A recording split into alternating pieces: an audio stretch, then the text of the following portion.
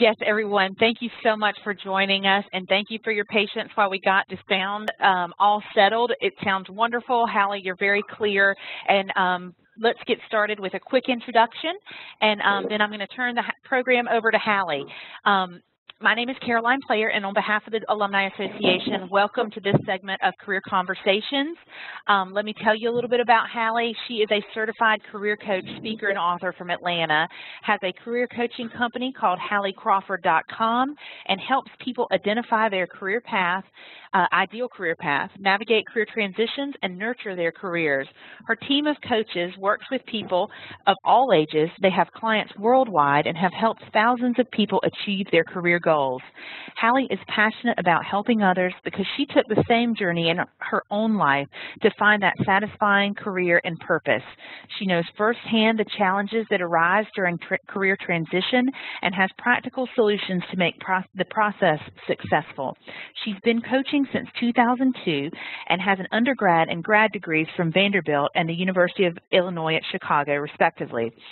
She has served on the board of the Georgia Coach Association and is regularly featured career expert in the media, including in CNN, Fox Business News, The Wall Street Journal, U.S. News and World Report, and Forbes.com. When she's not helping clients one-on-one, Hallie coaches small groups through virtual teleclasses and regularly holds speaking engagements and workshops. She lives in Atlanta with her son, Vaughn. When she is not working, she loves horseback riding and living by the motto, the greatest risk in life is not taking one. So let me turn this presentation over to Hallie. Thank you, Caroline. And thank you, everyone, for your patience. I have to tell you all, I have 4 computers open in my office right now. And obviously I need to work on the audio piece of it. Caroline, I don't know if you've ever seen, there's this great YouTube video, and everyone on the call today may have as well, where they're making fun of webinars and how people are kind of in and out. Sometimes it's perfect. We need to send that along to everyone. So at least we know that everyone can relate and understand. So again, thank you for your patience, everyone. And thanks for your time being here today on your lunch hour, especially on a Friday. Yay, it's Friday. We are going to be talking about managing the career competency curse. It was funny as I was prepping for today, I'm like, oh, this sounds kind of intense. And we're going to talk today about how to manage that better for you, okay? So let's dive right in, and just so you all know too, you will get an audio recording as well as a PDF of the PowerPoint also. So please feel free to take notes, but know that you will also get everything at the end as well. So here's the deal. What happens when we have this career competency curse, if you will? It can feel like we get burned out in our careers over time. It happens to the best of us, including me, honestly. It has been 13 years since I have been a coach and started my coaching practice. It feels like just yesterday sometimes. And I love what I do, and I feel like it was meant to be. This is what I'm meant to be doing. But even I can feel overworked, or sometimes like it's too routine and I need to mix it up. I can get bored or overwhelmed just like anybody else can, and as a result, start to feel a little bit burned out. And honestly, I've seen that happen about 2 or 3 times over the course of my career. It happens, I think, every, give or take 4 or 5 years. So please know that even if you are in a job that you actually enjoy or enjoyed at one point in a lot of ways, please know that even when that's the case, this is still normal. It's okay, and it's normal, and that's part of what we're going to talk about today, is how to climb out of it, okay? So I want you all to think for just a moment about, okay, so what brought you here today? What compelled you to get on the call? And think about how you feel. Do you feel burned out? Do you feel overworked? Do you feel bored sometimes? Even if you're great at something and love it, you too can get tired of it, and it can become too rote or routine. And one of the kind of consequences, if you will, of the competency curse is one of these things. And the other thing is, when you're great at something, at your job, or specific things in your job, sometimes you get rewarded with more work, or a boss who maybe is intimidated by you because they don't like that and they think you might be vying for their job. So unfortunately, with this competency curse, there's several kind of negative results that can happen, and we'll talk about those a little bit more in just a moment. So we're going to talk today about how to handle these issues, the challenges that come with it, okay? And for me, when this first occurred a long time ago, I thought, okay, what's wrong with me? Because, like I said, I love what I do. There's something wrong here. Do I need to change professions? No. And what I realized is I needed to sit down and I brainstormed ways to make it challenging for me again. And I want you to pay attention to this story, everybody, for just a second here, because these things can give you some ideas about what you may need to do to start to manage this. So, for example, I was like, okay, do I need to, create greater challenge for myself by like attending a conference or a workshop once a year to stay fresh and learn something new? Do I need to deliver coaching in a different way? So in person, through groups, through webinars like this. When I first started out, I was only doing individual coaching, and I realized, I probably need to mix it up. Do I need to coach to a different audience? And so I've been starting to offer programs to corporations and now EMBA and MBA students as well, and incorporated new topics to deliver to new audiences. And also I grew my business to have coaches on my team to help me work on my management skills, and have another kind of area to foray into or dive into. So in some ways, everyone, if part of why you're here today is you're frustrated and maybe bored, kind of feel stale or stagnant, one of the things you may need to consider is, do I need to create greater challenge for myself? Carolyn, I'm just curious before we go, actually, let's move to the next slide, but I'm curious to ask you, have you ever worked with anyone that comes in complaining about they just kind of feel bored, like they liked their job at one point and now it's kind of stagnant? Absolutely. So I think there gets to be a routine for any competent person that is constantly doing the same thing over and over again. And to be honest with you, lots of times that is the immediate knee-jerk reaction is certainly, I've got to find something else to do, somewhere else, something else, whatever it is. When you're exactly right, to maybe the first thing might be, is there any salvation, anything that I can save out of my current situation and create something better for myself? Yeah, and that's what we're going to talk about. That's perfect. It's the concept of looking in your own backyard first, and we're going to talk about that today because I always encourage people to do that, like you just said, first, because you just never know. And when you do, a lot of times people just, they want to throw in the towel. So take a look at this slide, everyone. This is what we're going to cover today. So we're going to talk about why this happens and the impact and results. I'm going to give you 10 quick tips to manage it. Okay, so we're going to go through this pretty quickly because they're very straightforward, and there's 10 of them. And at the end, I want you to think about making it real, and we're going to come up with some action steps together. If you would like to sign up for a free strategy session with me, this is the link to do so. Happy to chat with you further about this topic or other career topics. And we will have in November, coming up in a few months, for those people who need to define their career direction and say, I do need to move on and change my direction here. We have that coming up as well, just for Georgia Tech alum, okay? So why does this happen? So let's take a look at this next slide. So what happens, and Caroline, you were just saying this too, it's perfect. So it tends to happen when you have been, let's say, in a specific job, role, or company for an extended period of time. So everyone just take a look at this slide and this checklist and think about which one is relevant for you, or is it all of them? Okay, which category do you fall into? Hopefully it isn't all of them, but maybe one or two. And what happens, everyone, is when we've been in a job for a long time, a role or a certain industry, it can become too rote or routine, and we feel like we're not challenged or inspired anymore. It's almost like it's too easy in some ways. Number two, the second one, sometimes, and I've heard this a lot from clients, we are continuously asked to do something that's even maybe within our job description, but we get tired of doing it after a while, like data analysis or working with this Excel spreadsheets or whatever. I've got plenty of people when I do speeches, I'll say, is there something you're good at but you're sick of it? And half the room, raises their hand. So when we're called upon to do something we excel in, but we may no longer enjoy it, this can happen. Number three, we all go through life and career changes, and in some cases for us, what's rewarding for you may have changed. So for example, if you have a child, your values can change. You may want to, help people more at work, have an impact on your coworkers more because that nurturing instinct has come out. I had a client, and I just wanted to give you a quick example here, client in New York City who worked at Bloomberg, and he had back surgery while he was working there. This was years ago. But he spent weeks in the hospital recovering. And after that experience for him, he just wasn't satisfied anymore with his job. It was like boring and routine and not rewarding for him. And he decided he wanted to work in medical device sales instead because that experience for him was such a deep one.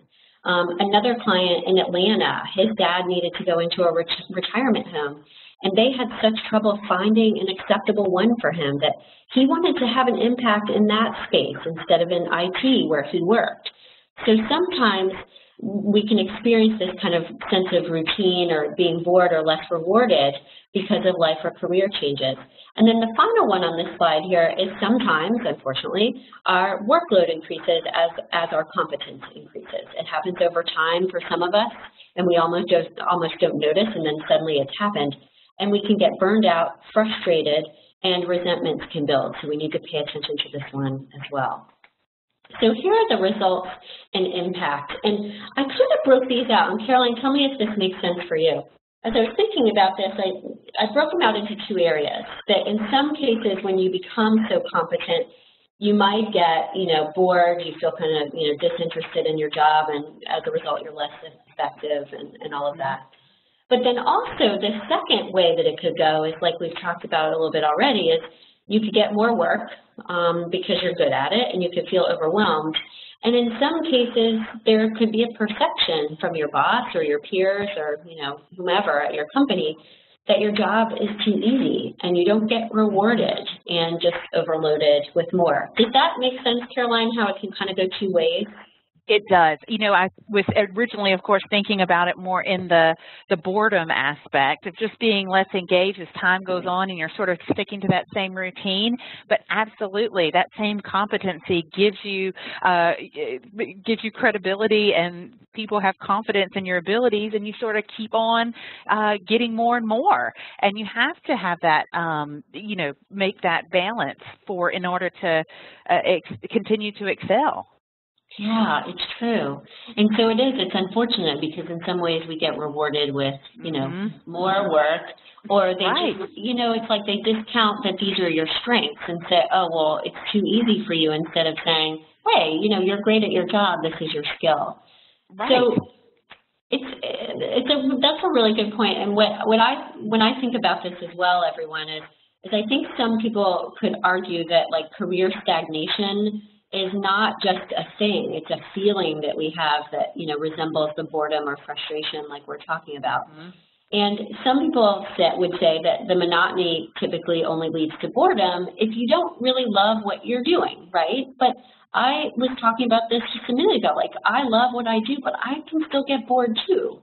And so I think it's also it is partly about how you view your career, right? But I think it's also about the right fit and the time you spend in the job and the work environment. So it's not just about, oh, hey, you need to change your perception and view it in a different way. It's also thinking about what active, tangible changes do I need to make. So we are going to have you look in the slide after this next one at all of these things, the things you need to consider, like what might I need to change to get out of this kind of rut I'm in. And we'll have you look at the career model under tip number 1 in just a second. But these are basically, everyone, kind of the 2 directions that it can take, okay? So here are the 10 tips. I just put these on a slide here, everyone, so you can have them all in one place. And we will go through these today, okay? And we'll spend the most time on the first 2 here, okay? But this is the basic gist. So let's look at the first one. So if you are experiencing this in whatever way, shape, or form, the first thing that you need to do is kind of take a step back and assess, okay? What do you want in your job? Do you need to get back to the passion that you originally had about it? Have you just kind of lost that love and feeling for it in some way, right? So think about, why did you start in your field in the beginning? Get back to that. And also think about, everyone, what has changed since you started or in your current role or industry or whatever, that have caused those things to happen. So think about what has, your career as a whole, and what has changed over time. And by the way, it's even helpful to think about everything you want in your life when you're doing this assessment, taking a step back. What do I want now? Think about everything in your life, not just in your work. because this is where, with our clients, we look at and have them identify values, not just career ones or personal ones as well, because like we talked about before, one of the things that could have changed for you is your values may have changed, or what's important to you. And you can also think about, are you being overworked in any area? Are you doing too much of one task that at first you enjoyed and now it's kind of taken over your job and you're just tired of it? Does that all make sense, Caroline, for you? It does. Okay, all right, cool. So this will help you. Let's take a look at this next slide, everyone. This will help you kind of do this or conduct this assessment for yourself. And let me just stress for a moment, because Caroline, you said this just a second ago, it's so important, is the stress that taking a step back and being rational about this for a moment. Because again, you know, with our clients, when they come to us, yeah, they're ready to throw the baby out with the bathwater. They're like, I just need to go move on and do something else. But 9 times out of 10 with our clients, they really need to just have a course correction. It is not like, oh, I have to go be a circus clown or, you know, something completely different. It's just a subtle shift. And this model, everyone, will help you be a little bit more, let's say, rational and practical about it. So let's take a look at this for just a moment together, because I want to explain some of these pieces. So when you look at the fulfillment piece, you want to think about, as we said before, so is my job still rewarding for me? And if not, what's going on? Is it not honoring my values? Am I not, you know, using the right strengths as much as I want to? What is it that's missing? Am I not having an impact on my organization or on the people around me in the right way? Okay, so that's the fulfillment piece down here. And this is the deep meaning that we get from our jobs. And just to clarify this for everybody, deep meaning for you guys could be a sense of accomplishment and success. Okay, so think of fulfillment and define it in whatever way works best for you. Some people flat out tell me, I don't feel passionate about my job and I don't need to, and that's okay, totally fine. So that's the fulfillment piece. Take a look at that. The enjoyment piece, basically, everyone, is the icing on the cake. So the fulfillment one is the most important, because that's like, okay, what do you do all day, every day? The main, you know, role that you play. Enjoyment is, what are these other cool things I like? Like, do I get to write as part of my job? Do I get to help plan events, et cetera, et cetera? They're important, but they're not as important as fulfillment. So start with that one first. These you can plug in later. And then when you look at talents and skills and education and experience, everyone, the way you can use these here for this topic is the talents and skills is big. If you're not using the right talents and skills, the ones that you want to use all day, every day, or at least for the most part, at least I would say like 50% of your day, 50% of the time, everyone, then the job is going to feel rote and routine for you, and it's not going to be a fit anymore. And you want to think about as well education and experience. And this experience one I like a lot, because this is where you can think back maybe to a time in your career and your job. Well, when did I like it before, and what was different then? What were the components? Does that make sense so far, Caroline?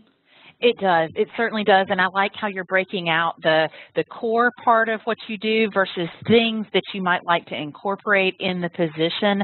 I can think of some examples of one particular one of an individual who was a functional technical person within a firm and had this smaller component of being a recruiter for the company that they were working for. So she in particular had a regular schedules going out to colleges and universities and doing interviewing and representing at career fairs. And, you know, that part of her job was really ultimately what she looked forward to the most.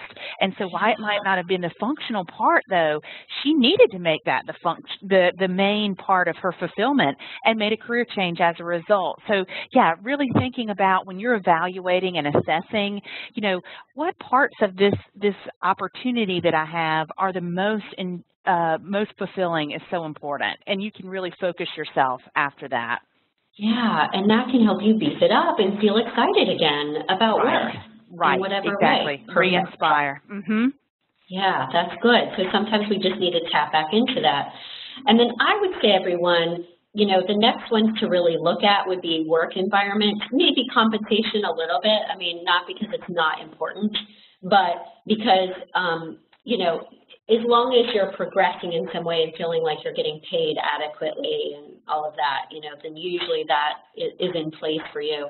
But the work environment definitely can impact how, if you're feeling kind of, you know, bored or like it's routine, you know, do you need to be part of a different team?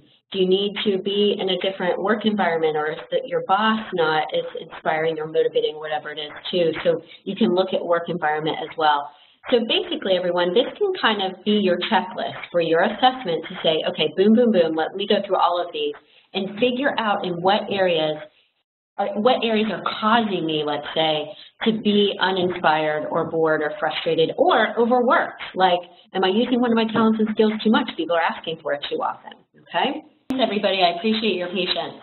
And I will go a couple extra minutes afterwards to kind of make up for the lost time, so thank you. So go back for a second. So where we stopped, remembered, was the career model and doing the assessment. So after you've done your assessment, everyone, and you've taken a look at the career model and said, okay, what needs to change? Make a list of the top 5 things that need to be different based on the model. So for example, like we were talking about a second ago, do we need to reduce the use of one skill, you know, a skill that you're not enjoying as much? Adjust the work environment in some way. Can you, you know, change to working on a different team? If you're working kind of against that, you know, perception that your job is too easy, do you need to track your hours a little bit to kind of show this is how much time I actually do spend? So think about and come up with, and I like the number 5. They can be a little bit less than that, but let's say at least 3 to 5 things that need to be different in order for you to kind of get out of this rut, okay? And then as part of number 2, one of the things you need to assess is, okay, can you get your top 5 things or 3, whatever it is, at your current job, or do you need to switch roles or companies? And Caroline, this is what we were talking about a minute ago. We need to, I always suggest at least for people to try to achieve it at their current position first. So can you talk to your boss? Can you talk to HR? Can you take it upon yourself a little bit by adjusting the way you work or volunteering for other opportunities? Do you need to develop a plan, or how can you develop a plan for trying to adjust what's wrong? Do you need to get started on a pitch to your boss for those changes, okay? So at this point, everyone, you can start to consider, okay, do I need to stay, or can I stay, or do I need to go? But I always advise trying what's realistic and reasonable within your current role first. For, I don't know, give or take like 4 to 6 months. Caroline, does that sound like a reasonable time for you? It does sound like a reasonable time. See what you could do and what changes you could make to make the situation more fulfilling, and give those a little time to get into place, see if they're going to work out. Is the organization going to be receptive? Is that a real need for the organization? Is what fires you up going to be a real need for the organization? And you want to make sure of that, because you want to, you know, obviously the sustainability of what you like to do, you also want to be making a contribution. Yeah, exactly. So give yourself like 4 to 6 months, everybody, to try it out at your current job. And it's kind of like do whatever it takes, you know, because obviously it is easier to, in some ways, to stay put than, you know, make another change. I had a client, Ryan, recently. I wanted to share this with you all. He wanted to change his role completely and actually become an ombudsman. And every time I try to say that word, I usually stumble on it. So if I pronounced it wrong, I apologize. But he really liked his company a lot, and he decided he should try to pitch the idea of that position and department to his company. He actually met with the CEO a couple of weeks ago, and he said, yes, they would consider it. So they're working on the details now. So this client is going to be able to like create and carve out his own role and a new one in his company so that he gets out of this sense of stagnation. So just don't, you know, you just never know if you don't ask, right? So I always encourage people to ask. And we will talk about some other things you can do in the subsequent steps as we go. And we'll review this, okay, if you need to change it up, how do you handle that? We'll talk about that for a minute at the end, okay? All right. So step number 3 out of the 10 is to stay in the know. So these are pretty quick and easy, everybody. So if you're feeling kind of stale and stagnant, do you need to develop new challenges, learn new software, a new skill? These are some possible things you can do in the meantime to try to stay put but improve things.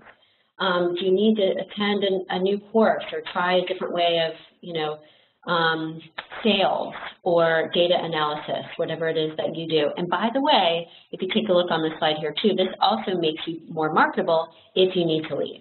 So one of the things we typically need to do is try to like stay in the know. And I don't know about you, Caroline, but I try to attend like at least one conference a year. Some years I'm better about it than others. But is this something for you that helps you kind of feel fresh? It does. You know, whether it's a regular webinar with colleagues or a conference that's regarding career services or employer relations, absolutely. There's always something new going on that you can tap into, a new technology tool or just a new relationship that you could build that indeed does really help inspire. Yeah, perfect. Like I had a client who was an architect, and they were using AutoCAD at the time, and the trend was, you know, I guess a year or two before I started talking with them, that there was new software that a lot of architecture firms were starting to use. And his was not moving in that direction yet, but he thought, I probably need to. And so he started taking his own classes in order to learn that, to stay current. And it gave him something kind of to chew on too and keep moving forward with and feel fresh. So, yep. So number 4 is to put yourself out there. So we've got create new challenges, learn new software, etc. Number 4 is to put yourself out there. Be more social. Be seen at events inside and outside of your organization. So for those introverts out there, and I can say this because I am more introverted than extroverted, just putting yourself out there more can help, especially if your job is a more solitary one. Even if you don't want to be in a more extroverted role, putting yourself out there will help you get involved, maybe in a new project, or encourage someone to ask you to be in a new project that they're thinking about but maybe haven't announced yet, or match you up with a new team. So you might be invited to do new things because you're, you know, more visible, okay?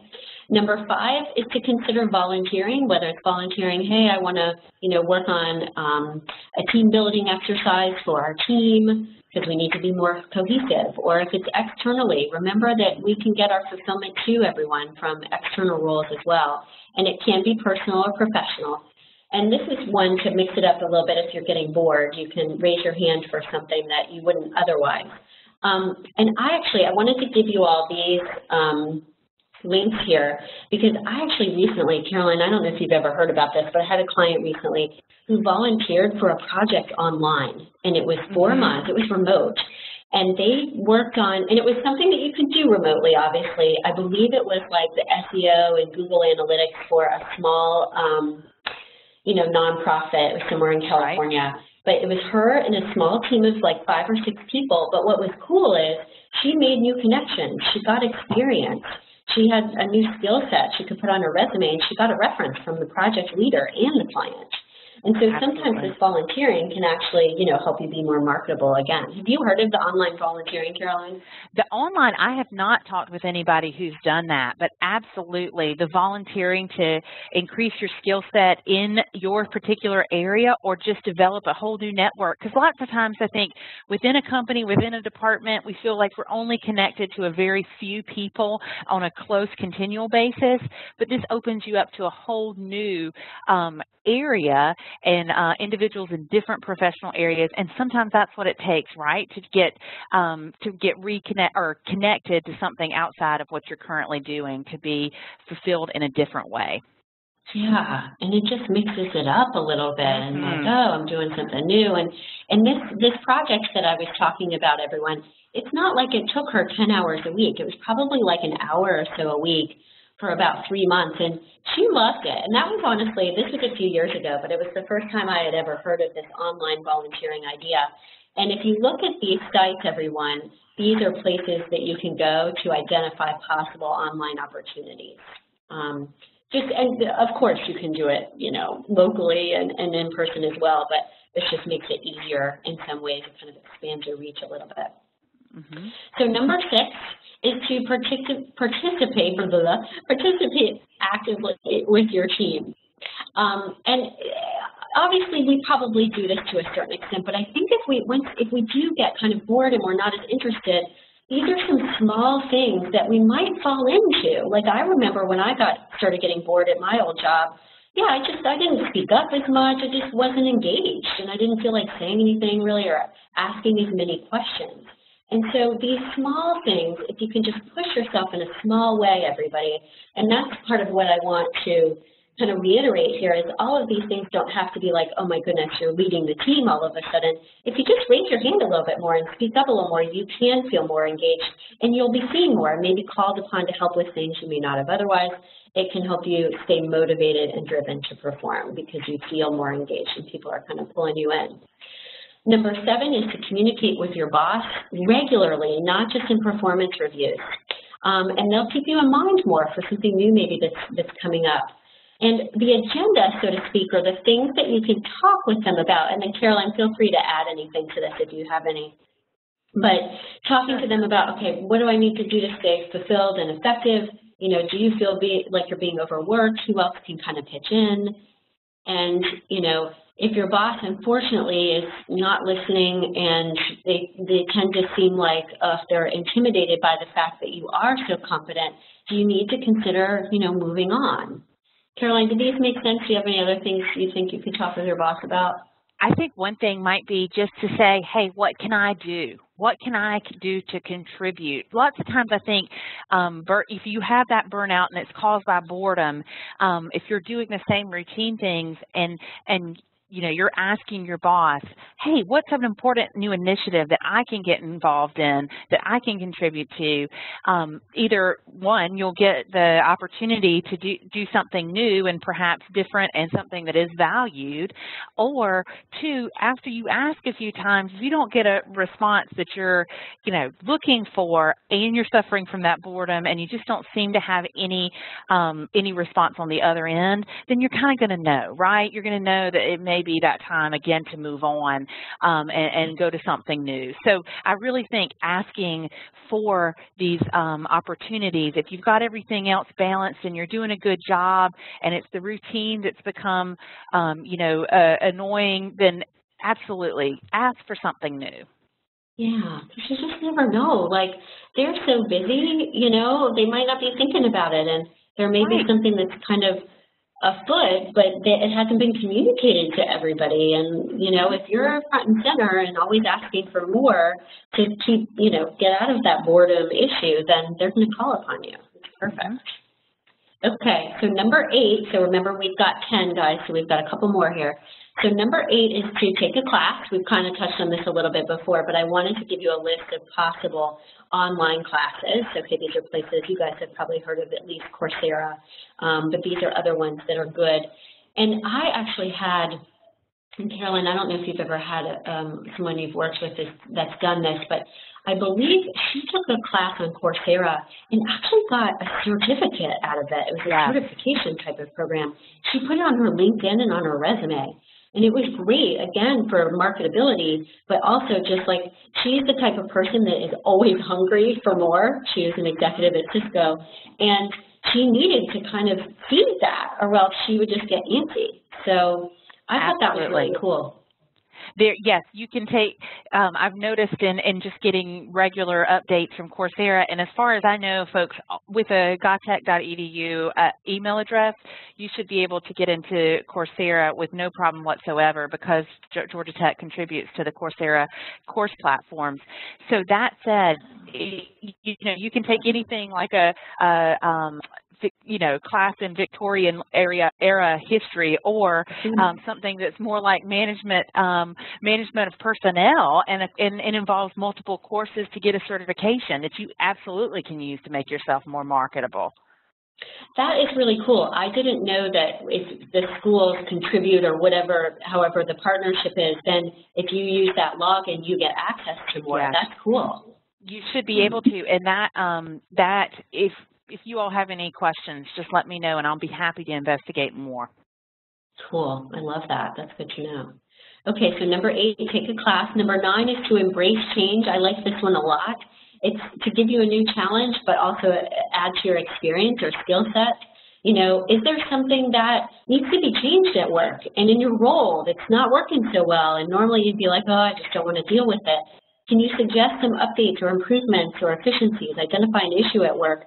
This could give you that next challenge. So again, not just embracing change that comes to you perhaps, but creating it in some way can be great. So let's look at number 10. So this is our action plan. And like we talked about, if you look at both of these, everyone, stay at your current role for however many months. And then right now and beyond that, set 3, 6, 12 month goals. Okay, what needs to change and how do I need to make these changes, and regularly update them, okay? Ask a friend to help hold you accountable. Put it down on your calendar, okay? So this moves us into like the whole idea of, okay, I'm going to give it this amount of time at my current job, see what happens, and evaluate it at that point. And at that point, if I need to move on, you know, I can, okay? We talked about the Dream Job webinar coming up in November. If you have any questions about it, don't hesitate to contact me. And the free strategy session, I want to go through these quickly. Oh, but Caroline, I did want to say one thing. As a thank you for your patience today, everyone, we will send everyone a copy of my career transition book, just as a thank you for being patient with all the technicalities. So that sounds wonderful. Okay, all right, sounds good. Good. And taking action. So everyone get out your pen and paper, please, as we start to close out. And then we'll take questions for a few minutes, is to take action. So what 2 action steps will you take in the next week, everyone? So start to think about this for us, and feel free to put it in the chat box, because sharing it like that can help hold you accountable, makes it more real, right? I used to have a boss that always say, it's not real until it's in writing. And I was like, yeah, but she was right. So here are some examples. It could be, okay, I'm going to sit down and take about 15 minutes to review the career model that we showed you earlier. Do you need to, I need to talk to my boss. Like if you have a great relationship with your boss, I'm going to set up a meeting with them and chat with them about all of this. Do you need to participate more actively in your next meeting that's coming up, where you might normally be like, oh, this is a snooze, I don't want to, be there. What if you try to be more participative and engaged, and see what happens from that? So go ahead and write those down, everyone. Feel free to share them in the chat box, okay? And I'm going to move to the next slide. This is my favorite slide and favorite kind of closing thought. All of these things, some more than others, will involve some stepping out of your comfort zone and just pushing yourself to not be complacent, okay, talking to your boss or whatever it is. So just keep in mind that there's always risk involved in change, everyone, but it always will give you some reward. Even if you do something small, it doesn't have to be a huge risk, but even something small can make a big difference. So I want you all to keep that in mind, please. And then, Caroline, let me know if we've got any questions. Okay, great.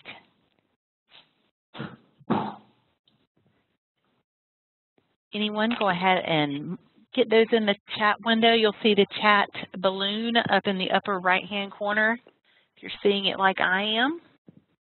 Feel free, and I can stay for a couple more minutes here. And thanks for putting me on mute, by the way, Caroline, as I'm rooting around here figuring things out. No problem. Oh, gosh. I can't tell you, I was on a webinar once, and it was 20 minutes late because they just couldn't get it figured out. I mean, I love this technology, but sometimes it really gets you. So feel free to ask questions, everybody, and if you don't have any, that's okay. Reminder, we will send you the recording. I'll send you the PDF, or Caroline will send you the PDF of the slides so that you can, I think with PDF, you normally have to kind of copy and paste those links. Most of them are pretty short, at least, and then we'll send you the gift as well as a thank you. And if you will chat to either Hallie or myself, that would be perfect. I got a question on that. So if you would, we will air it, and we can certainly do that anonymously. Yes, always anonymously we do. So, and people may be racing out to eat their lunch really quickly before the top of the hour. Here's a question for us, Hallie.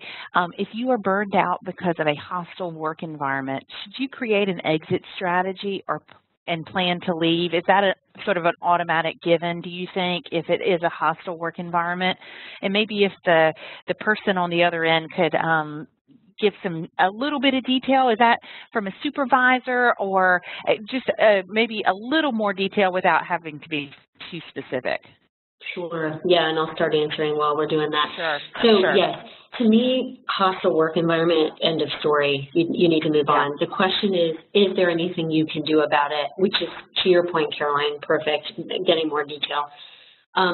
So if it's your boss and, you know, somebody has spoken to them already, or there's no way your boss is going to change, or, you know, whatever, then you do need to move on. So bottom line, it's a given. The only question to ask yourself is there anything that can be done? And by the way, this was something I thought about as we were talking earlier.